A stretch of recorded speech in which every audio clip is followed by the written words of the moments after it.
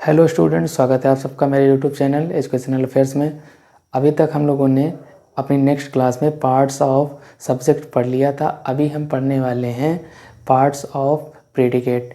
ये ज़्यादा इम्पॉर्टेंट नहीं होता है, बट मैं आपको अच्छे से पढ़ा रहा हूँ, तो इसलिए इस पे भी मैंने एक शॉर्ट वीडियो होने वाला है, तो ये मैं बना दे रहा हूँ ताकि आपको अंडरस्टैंडिंग रहे कि कभी जब कोई वर्ड मिलेगा तो आपको कैसे पता करना है कि सब्जेक्ट में है या प्रेडिकेट का पार्ट है।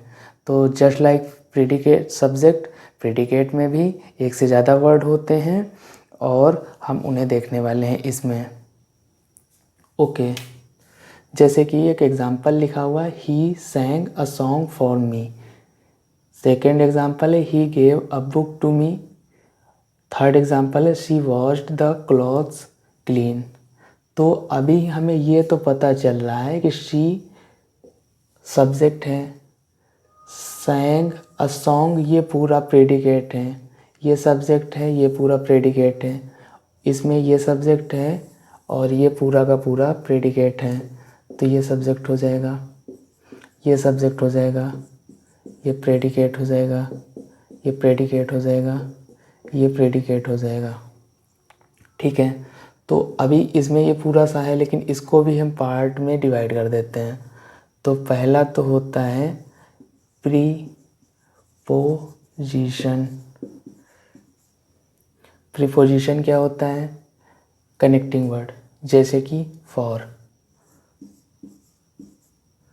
सेकंड में टू प्रीपोजिशन होता है। फिर उसके बाद कंजंक्शन होता है।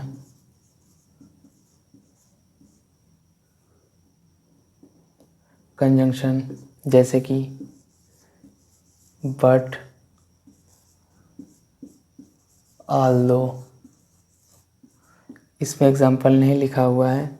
फिर क्या होता है, इसमें एक होता है डायरेक्ट ऑब्जेक्ट,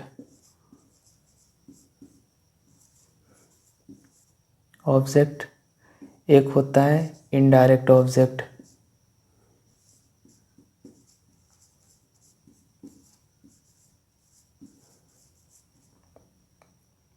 फिर एक होता है ऑब्जेक्ट कॉम्प्लीमेंट मेंट। ओके, देख लेते हैं। इतना हो गया। इन वाले सेंटेंस में डायरेक्ट ऑब्जेक्ट कौन सा है?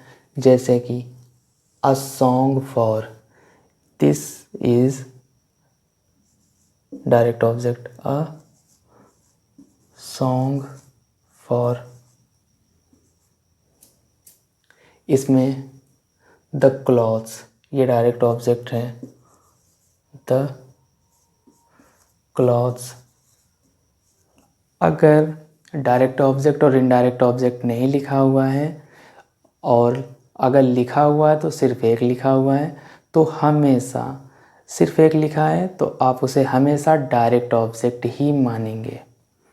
ओके, इनडायरेक्ट ऑब्जेक्ट क्या है? इसमें अ बुक हो गया जैसे, तो टू मी जो है, टू मी हो जाएगा indirect object. Object complement, object complement something that is specified something about object, वो चीज़ या वो वर्ड जो ऑब्जेक्ट की कुछ विशेषता बताए। जैसे कि सी वॉश द क्लॉथ क्लीन, कैसा? क्लीन कर देता है। तो ये क्लीन जो है ये ऑब्जेक्ट कॉम्प्लीमेंट है। इतना क्लियर हो गया। अब एक पार्ट इसका और बच जाता है, मैं वीडियो लंबा नहीं बना रहा हूँ तो इसलिए यहाँ पर ही लिख देता हूँ। एक पार्ट इसका होता है वर्ब।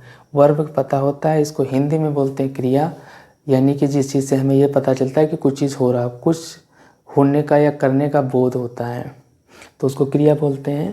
तो इसमें जैसे कि वॉश है, हालांकि वॉश्ड लिखा है तो ये सेकेंड फॉर्म है, तो बट ये वॉश्ड हो जाए, वॉश रहेगा इसमें, तो ये वर्ब होता है। ये सारे इसके प्रेडिकेट के पार्ट होते हैं, और इन सब में आपको इतना डिटेल में नहीं पढ़ना है, इतना ज़्यादा इम्पोर्टेंट नहीं है। बट अगर फिर भी आपको लगता है कि ये इम्पोर्टेंट है, हमें पढ़ना चाहिए, तो मैं इसके लिए अभी पार्ट ऑफ स्पीच, जब भी हम कोई स्पीच देते हैं, कोई सा भी सेंटेंस लिखते हैं, तो उसका एक एक ऑपरेशन करना मैं बताऊंगा कि एक एक वर्ड क्या है, एडजेक्टिव है, फ्रेज है, कॉम्प्लीमेंट है, कंजंक्शन है, नाउन है, प्रोनाउन है, ये सारा चीज़ें मैं एक बार तो पार्ट ऑफ स्पीच में बताऊंगा। देन उसके बाद जब फाइनल मैं करूंगा तो फिर उसके बाद एक आता है, फाइनल जब कर रहा हूँगा तो उसमें पार्सिंग पढ़ाऊँगा, हिंदी में बोलते हैं उसे पद परिचय। तो उसमें मैं एक एक चीज़ का क्लियर डेफिनेशन और क्लियर एक्सप्लेनेशन करूँगा। तो जस्ट इन्फॉर्मेशन आप इतना जान लीजिए कि सब ऑब्जेक्ट के भी पार्ट, ऑब्जेक्ट में भी प्रेडिकेट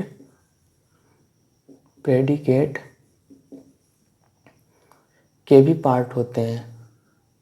तो ये प्रेडिकेट के पार्ट्स, ये एग्जांपल है, ये इतने पार्ट्स होते हैं। तो अभी तक इतना ही रखते हैं, आगे इन चीज़ों को हम देखेंगे।